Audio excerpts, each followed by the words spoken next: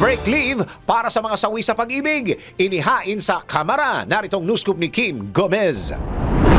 Isinusulong sa Kamara ang isang panukala na naglalayong bigyan ng heartbreak leave at emotional support ang mga empleyadong bigo sa pag-ibig. Ayon kay Cagayan de Oro City Representative Lordan Zuana, may akda ng panukalang Heartbreak Recovery and Resilience Act o House Bill 9931.